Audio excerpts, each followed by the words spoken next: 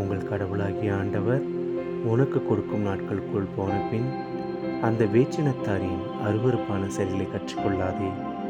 தன் புதல்வனை அல்லது புதல்வியை தீமிதிக்க செய்கிறவனும், குறி சொல்கிறவனும், நாள் பார்க்கிறவனும், சகுனங்களை நம்புகிறவனும், சூனியக்காரனும், மந்திரவாதியும், ஏவி விடுகிறவனும், மாய வித்தைக்காரனும், இறந்தவரிடம் குறி கேட்கிறவனும் உங்களிடையே இருக்கலாகாது. ஏனெனில் வெற்றியெல்லாம் செய்கிறவன் ஆண்டவருக்கு அருவருப்பானவன். இப்படிப்பட்ட அருவருப்பான செயல்களின் நிமித்தம் உன் கடவுளாகிய ஆண்டவர் உன் முன்னிலை நின்று அவனை துரத்தி விடுவார்.